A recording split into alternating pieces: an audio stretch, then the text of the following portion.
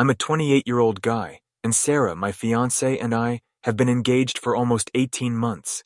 Having spent years together, our aim has always been to get married next spring. We locked up a photographer, paid the caterer's deposit, and already reserved the site. Since all the major events are taken care of, I was beginning to feel as if we could just lounge around enjoying the countdown to our wedding day. But then all hell started to run wild. To put the scene somewhat in perspective, my family is large and really nice. We follow many customs, hence weddings are quite important. Though I'm glad for her, my 25-year-old cousin Emily recently got engaged and has had trouble organizing her wedding. The biggest problem is she has been trying to arrange a location for the date she chose, and the drama begins there as well. She has been really open about her jealousy of the setting we chose. She says it perfect each time she brings it up, and continues on about how her fiancé's family cannot afford something like that. I hardly gave it any thought. Many people discuss wedding envy throughout preparation, but until a couple of weeks ago's family dinner, I had no idea how deeply jealous she was. My aunt, her mother, starts talking in an odd manner about how great it would be if Emily could use our venue when we are all seated here having a really regular supper. Thinking it's a prank, I'm sitting there with a fork halfway to my mouth. She persists, though. She is discussing Emily's younger age and the possibility that her fiancé, who is in the military, could be deployed very soon. My aunt says it simply makes sense for her to be married first. And wouldn't it be great if we changed our wedding date so Emily might choose the venue? I'm still working at this point. Sarah and I have scheduled this day for more than a year. All is paid for. My aunt seems dead serious, yet Emily is seated there nodding as though it's a done thing. Sarah is enraged. I cannot assign responsibility for her. All of it is quite ludicrous. She merely sends me a glance saying, "Do not even entertain this idea." She hardly speaks at the meal. I thus gently but forcefully inform Emily and my aunt that our wedding arrangements are not being changed. Emily also starts crying, full-bodied waterworks right at the dinner table. She bolts, and my aunt follows her to project the most disheartening face I have ever seen. The rest of the supper is awkward silence, with my parents obviously uncomfortable but not vocal. I reasoned that perhaps that marked the end of it. Emily may cool off, see how ridiculous the entire concept was, and we could all go on, but not so sure. My phone is blowing up yesterday. Texts, missed calls, voicemails, you name it. The overall lesson is that I should consider family unity and be the bigger person. It is all from different family members. Since everyone is behaving as though it's some little ask, like all we would have to do is snap our fingers and the wedding arrangements would suddenly change. My aunt must have first got to them. A few of the texts seek to guilt-trip me into submission. It's just one small sacrifice for the sake of family harmony, they say, as though moving a whole wedding is no great issue. When my mother phones, she begins to discuss how weddings should unite rather than separate families. She keeps talking about how sad my grandma would be should the family fail to get along for such a significant day. I'm seated there staring at my phone, feeling as though I live in some sort of strange other realm. Given everything, Sarah is naturally enraged. I don't blame her. She doesn't even want me to facilitate these talks. Our wedding is here, and we have labored to have everything ideal for us. Overwhelmed, I do what any sane person would do in the era of the internet. I go to Reddit, I post outlining the circumstances, and question whether my refusal to adjust our wedding date makes me irrational, though I half expect someone to reply, "Yeah, family comes first. You should consider it." The answer is really strong. The post goes explosive. On my behalf, people are enraged and beg me to stick to my ground and refuse this irrational demand. Though Reddit support is excellent, it also helps me to see how silly this whole thing is. Emily even texts me an ultimatum. Either I give up the date, or she won't come to the wedding, and she will ensure the rest of the family doesn't either. Though I never imagined things could get worse, suddenly it feels as though my entire family is turning against me, since I won't allow my cousin to control our wedding. My phone beeping nonstop on my nightstand woke me up the next morning, half asleep. I reached over and considered perhaps it was a random spam call or business. But no, family once more was the answer. More literature and more missed calls. Leading the campaign this time, my grandma pushed me to do the right thing and keep the family intact. They seemed to have all received the identical screenplay overnight. Suddenly, everyone agreed with me that I should simply present our wedding date as though it were no great issue. I could sense the strain mounting, and the guilt trip was intense. I was trying to ignore it by mid-morning, but then my folks dropped by our house without warning. They seemed serious, and I realized this would not be a laid-back visit. Sarah and I invited them in, and they immediately launched into a whole spiel on family customs. According to my dad, if they're ready, the younger cousin usually marries first in our family, saying how split the family is, and how she's scared this whole issue is going to produce a lasting rift. My mum was attempting to be more emotional about it. It weighed heavily. Sarah was not feeling any of it. She kept her position, coolly, but forcefully reminding them that our wedding date would not be changed. Everything was scheduled, paid for, and planned, she reiterated once more. Not to add to the tension it would induce, changing anything now would cost thousands of dollars. Shocked, as though they hadn't expected her to be so frank, my parents glanced. Suddenly then, my mother started to cry. She insisted she couldn't deal with the thought of the family split over this, and urged me to give it some thought again. Seeing her that disturbed was terrible, and for a second I felt conflicted. I was aware, nevertheless, that this was an unworkable arrangement.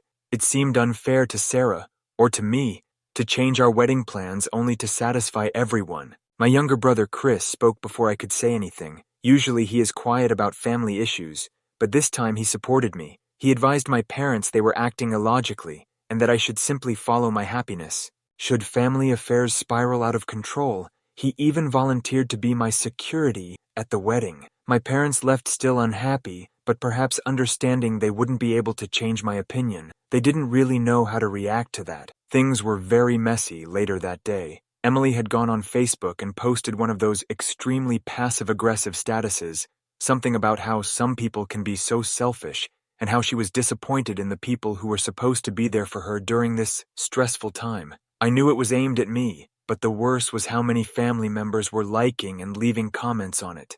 More drama, more gasoline to feed the flame. My aunt then gave a call. She was not courteous this time. She directly blamed me for destroying her daughter's wedding fantasies. She continued on about how Emily was now discussing eloping, since she was so under stress from everything. Every conversation I had with them seemed to be some fresh layer of guilt, but that wasn't going to work.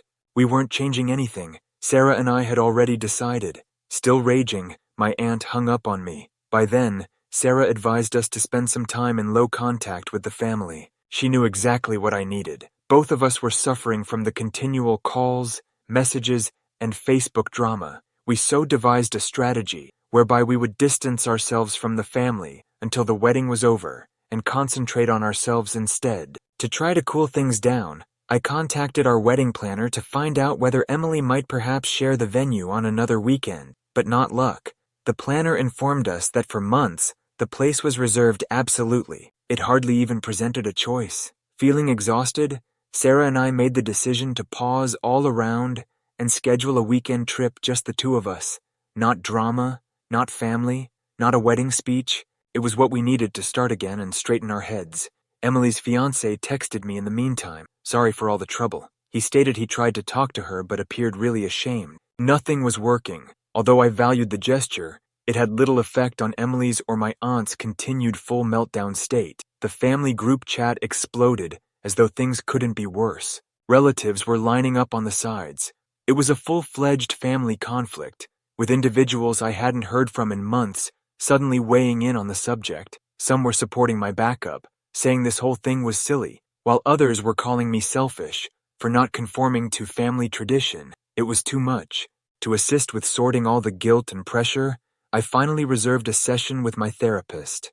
Reddit was still exploding with support from total strangers, advising me to keep to my guns and cut out everyone poisonous in my life, and they were correct as well. Enough was enough. I began to see how much I had been bending over backward to appease my family. I didn't want this drama to eclipse our wedding. It was time to start behaving as this was meant to be about Sarah and me. Things changed dramatically a few days after we agreed to minimize interaction with my family. Emily underwent what I could only call a full-on tantrum. About 10 paragraphs long, I woke up to a huge text message from her that I had destroyed her wedding preparations and that I had wrecked her life. She continued on about how she had been dreaming of this ideal wedding since she was a small child, and now that dream was disintegrating since I wouldn't offer her our venue. She was employing every guilt-tripping strategy she could think of at me, including how I was older and should be more mature, and how she needed the venue more than I did because her fiancé might be deployed soon.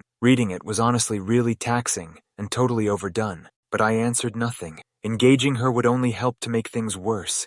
That didn't seem sufficient for my aunt, apparently. She called my parents to escalate things and issued an ultimatum. Either I give up the wedding date, or they won't talk to me going forward. When my mother called me later, I could hear her voice clearly tense. Though I knew she was hurting, she was attempting to keep it together. She urged me to think twice one final time, and told me how devastated she was that the family was disintegrating over something like this. I informed her I wasn't altering my mind. Although she didn't say it, I could tell she finally realized this wouldn't go away. Sarah and I had to start distributing our wedding invitations in the interim, but with all the familial conflict, concentration proved difficult. It ought to have been a joyful aspect of the process, but instead, it seemed like we were treading on eggshells. Every name we entered into the guest list seemed like yet another possible cause of conflict. The family group conversation burst once more, as though on cue. One of my uncles intervened this time to support Emily, stating, "Family always comes first, and I should just let her have the date." More relatives entered the conflict, and it descended into yet another round of accusations and passive-aggressive slights. There was nothing I could do to stop it, like watching a slow-motion car crash. Then something surprising occurred, though. Usually avoiding family strife, my older cousin Jessica, who was 31, stepped in, saying the entire thing was ludicrous.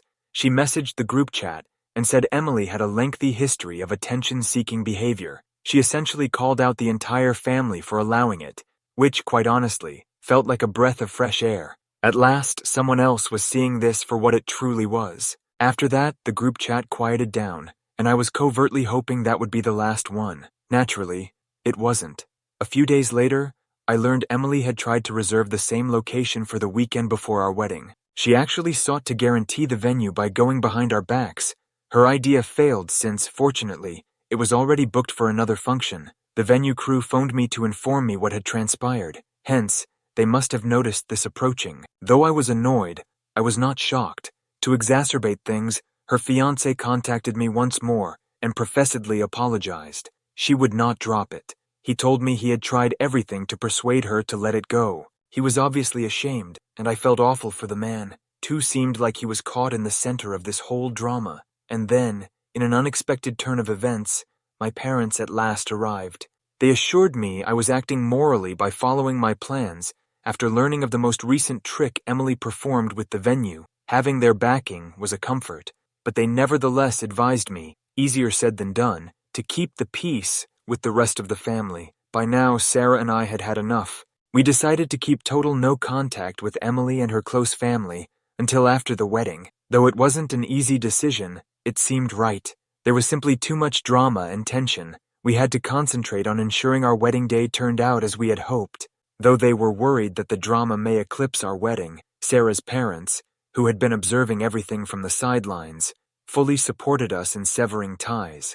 It felt fantastic to have that type of consistent support. They reassured us that they were there for us. Whatever. Reddit kept gathering behind us in the meantime. More people shared their own tales of family strife every time I wrote an update, which motivated us to be strong and cut off anyone who was negative. Among the few things keeping me sane during all of this was definitely the community support. I discussed the shame and pressure I was experiencing in treatment. My therapist advised me to establish clear limits. She urged me to keep my attention on my enjoyment and not let anyone else's expectations spoil this unique opportunity. And then arrived the last straw. I received a moving voicemail from my grandmother during Sarah's dress fitting, declaring she didn't want to see the family split. She was pleading with me to reconcile with Emily. It was difficult to hear, and I could sense Sarah was likewise impacted. Still, we were resolved not to let this drama maroon our big day. Sarah's unwavering support helped us to decide to carry on with our plans, regardless of events. Our wedding day was supposed to be about our love, not about the family strife threatening to eclipse it. The boycott was more than simply a platitude. Emily carried on, gathering a good portion of the family to object to the wedding. I anticipated several aunts, uncles, and cousins would come, would send us notes, or just go quiet completely. Seeing so many empty RSVPs flooding in felt weird since they had been convinced by her deceitful strategies. It ached more than I wanted to acknowledge. It was not only a basic, "I can't make it." They were clearly picking sides. My parents were mostly dealing with it. Although they had been entirely in favor of our decision to stick to the wedding arrangements, they were wounded to see the family split apart in this way. Most of their family wouldn't budge when they tried to persuade a handful to rethink. Nothing was going to change their thoughts. It was as though they had marked a line in the sand. The strain was palpable by the time the wedding rehearsal arrived. Those family members were conspicuously absent, and it threw a pall over the occasion. Fortunately, Sarah's family was quite encouraging. While they were worried about how all of this would affect the wedding day, they had been observing this entire circus from the sidelines, and were there for us 100%. Though you could still sense the divide hovering over everything, their presence and cool demeanor helped balance the stress. Fortunately, our close friends came through really heavily. Our friends rapidly took over many of the duties family members were expected to perform, including those related to coordination and setup. Rising to ensure things would go without a hitch, they gathered around us. To be honest, I doubt our ability to have managed without them. Their subdued attitude helped to relieve some of the burden and let us concentrate on the thrill of being married. Emily, however, had changed her focus and was constantly sharing on social media about her own nuptials. She seemed to be trying to divert everyone from our wedding by focusing entirely on hers. The timing was not haphazard either. It seemed like a deliberate attempt to take front stage. And then things changed even more. One buddy of mine who still kept ties to several of my cousins forwarded screenshots of private chats between them to me. Emily freely said in these letters that she was driven by pure jealousy and intended to destroy my wedding. She even joked about how effective she had been in inspiring others to boycott. The messages were ruthless. Seeing her actual goals written down like that hurt hard. They painted her in the worst possible light. Those screenshots passed quickly from private to public.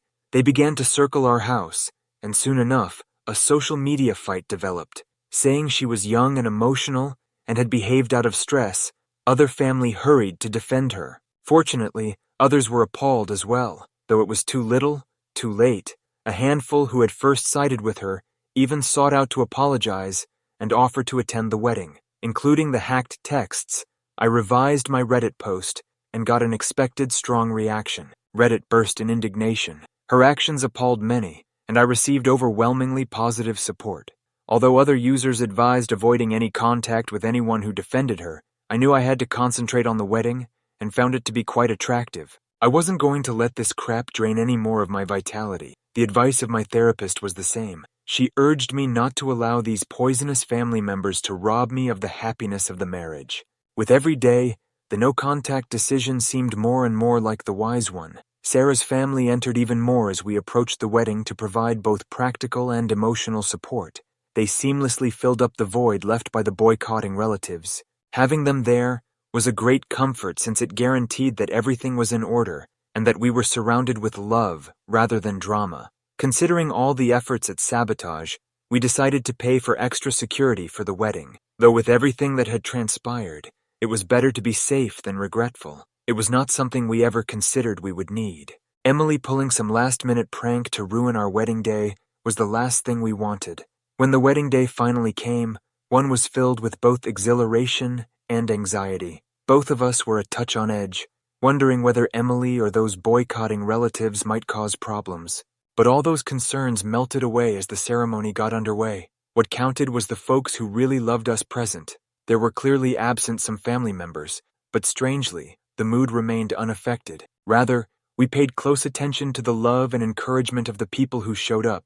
Surrounded by friends and the relatives who really wanted to be there, we enjoyed a lovely ceremony. All the drama seemed to vanish into the background as the day wore on. There was laughter, dancing, and memories we will treasure always all around the reception. Overwhelming relief washed over me in the next days. The wedding ran without a hitch and was a success. I also understood, though, that my relationship with some family members had been irreversibly destroyed.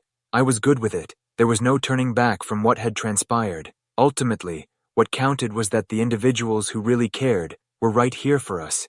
We had survived all the turmoil, and now we could at last go forward with our lives. Behind us, the family drama. Emily's big day was almost here a few months after our wedding. and I began to hear whispers on her end that things weren't going as planned. There were rumors of vendors calling off last minute, and allegedly she was dealing with some significant financial problems. Family members were chatting, but none wanted to say anything straight to her, probably due in part to how delicate things had grown. Not wanting to become entangled, I kept my distance, but soon things got tight. The blow landed just 1 week before her wedding. Her chosen location dropped on her. Her booking contained some mistakes. The venue had duplicate bookings for her date. I felt a twinge of karmic justice when I heard this.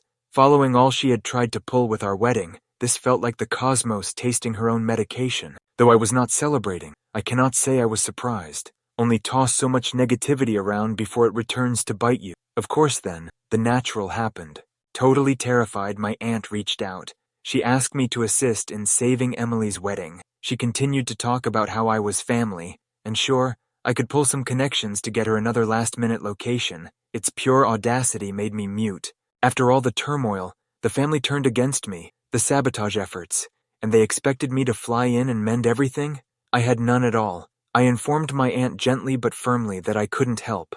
Honestly, I didn't want to. I wasn't willing to give my peace or well-being up for them after all they put us through. Sarah supported me entirely, and together we agreed we were formally done with that kind of poisonous conduct, especially not the ones that tried to destroy our wedding. No more stooping over backwards to please others. As predicted, the reaction was instantaneous. Once more, my aunt and Emily mobilized the family against me, charging me with being selfish and cold-blooded for failing to intervene. Certain relatives began contacting me in an attempt to guilt me into having second thoughts. Still, I was more robust this time. I was going to refuse to allow them to control me. I disregarded the drama and stayed steady. Emily's wedding day was a disorganized, scaled-down celebration when it eventually came. Though it was far from the spectacular affair she had been talking about for months, she had managed to put something together at the last minute. Though there was obvious hostility, most of the family who had boycotted my wedding turned up for hers. Of course, I skipped, but from what I heard, the entire affair seemed tense, like nobody truly wanted to be there. She had imagined a dream wedding, but really she felt as though she had received just what she was due. Later on, I started thinking back on all we had gone through with my family. Though it was depressing to learn some connections could not be rebuilt, I did not regret the decisions we took in defending Sarah and myself. I now knew so much about establishing limits and refusing to let poisonous individuals shape my life. Sarah comforted me that since our wedding day was about us, not the turmoil, we had made the correct decisions, and it had been flawless. On Reddit, I sent one last update thanking everyone for their help over this crazy journey. For me, the community had been a lifeline throughout the most trying times. I wanted to let others know how we were doing going ahead. I expressed my thanks for all of the guidance and support, as well as our readiness to close this chapter and concentrate on our future together. The response was tremendous. Hundreds of comments supported us as we progressed from the family turmoil. Months later, Emily sent me still another apology. This time it seemed more real than the first. She said she regretted how things had turned out and admitted that stress and jealousy had motivated her behavior. I still chose to keep my distance, though, given that. I knew admitting her back into my life would just invite more turmoil, since certain scars are too deep to heal fast. I performed with that. Still split in the family, is while some family have come around and now view Emily for who she really is, others are still offended with me for not keeping the peace. Knowing that certain members of my family would never forgive me is an odd sensation, but I've come to terms with it. I'm done trying. Everyone cannot be pleased. Overall, my relationship with my close pals has only gotten closer. They saw me through every meltdown, every ludicrous turn in this story, and they showed me what actual support looks like. I really appreciate the folks that decided to be by our side through thick and thin. Looking back, I have no regrets about my handling of the matter. The limits we set make me proud, and I feel like I have gained some insightful knowledge on handling negative family dynamics. Though it was a difficult road, over time it strengthened me. Sarah and I are now turning our attention toward our shared future. Our next chapter of life is being written, and we are creating something based mostly on love, respect, and, most importantly, peace. Though we're eager to go forward without the family strife weighing us down, it may never totally disappear. I want to thank the Reddit community once again. before I conclude this chapter, for guiding me through one of the worst periods of my life. I doubt whether I would have been able to defend myself the way I did without your help. Now, though, we are moving forward, and it feels empowering.